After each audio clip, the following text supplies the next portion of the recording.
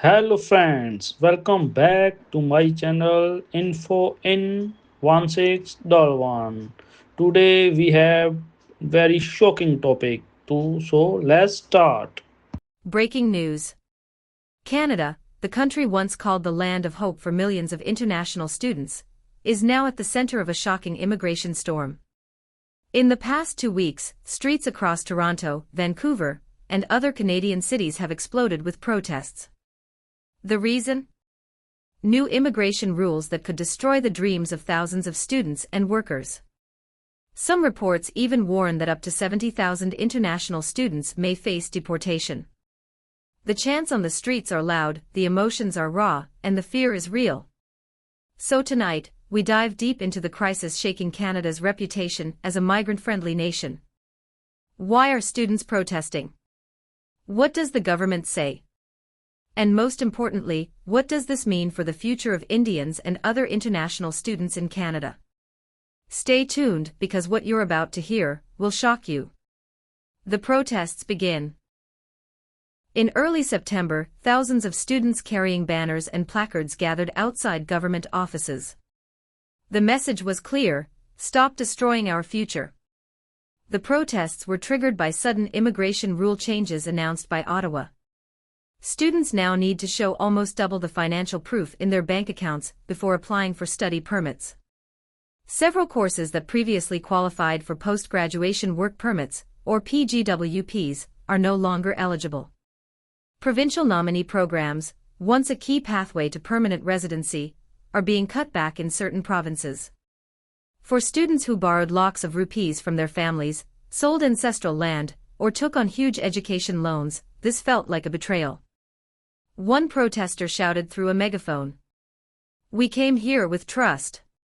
We came here believing in Canada's promises.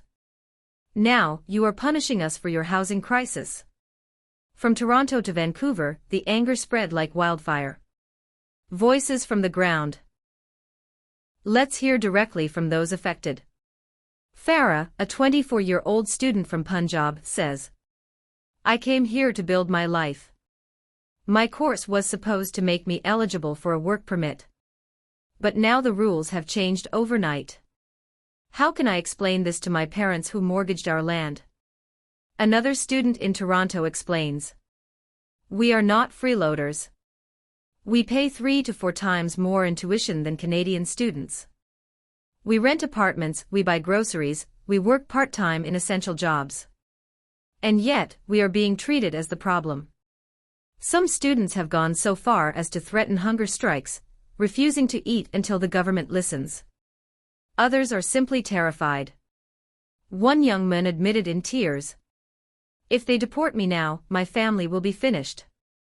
We borrowed money from relatives, from banks, from everywhere. I have nowhere to go back to." These are not just policy changes. These are life and death struggles for thousands of young people. Why the crackdown? But why is Canada suddenly tightening the screws? The government claims it has no choice. Housing costs are skyrocketing. In cities like Toronto and Vancouver, rents have hit record highs. Locals blame the massive influx of students for worsening the crisis. Public services are stretched thin, hospitals, buses, even schools are struggling to keep up. Fraudulent admissions, officials point to shady private colleges that enroll students only as a backdoor to immigration. But experts strongly disagree with this narrative. Immigration lawyers argue that students are being scapegoated. One Toronto-based attorney told reporters, "International students bring billions of dollars into Canada every year. They are keeping universities alive, they are filling labor shortages. Blaming them for Canada's housing crisis is politically convenient, but it's not the truth.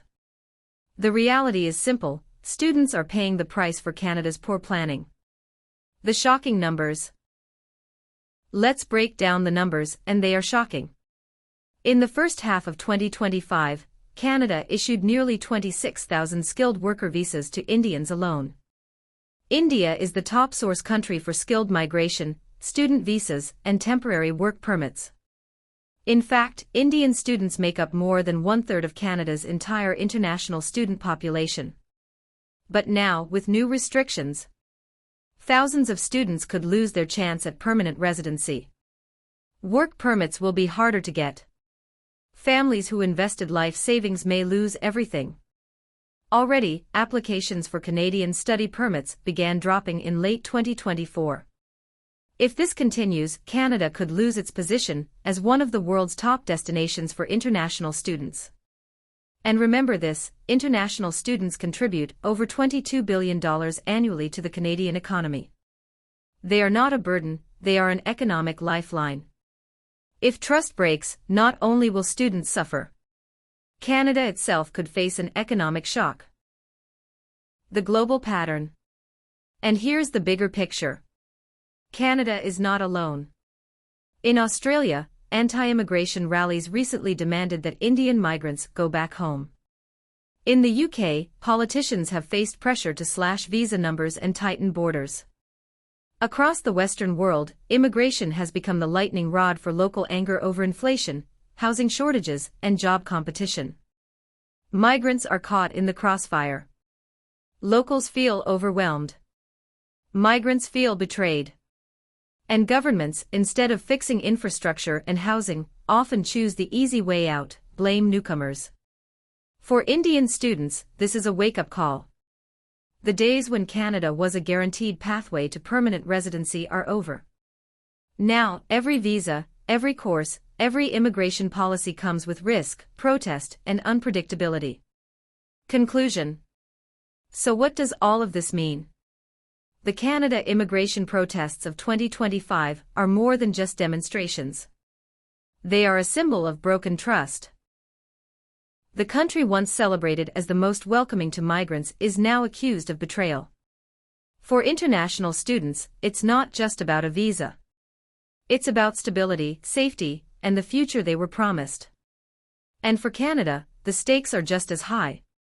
If the government does not find a fair balance soon, it risks losing not only its global reputation, but also the very people who power its economy, its universities, and its future growth. One thing is certain. This is not the end of the story.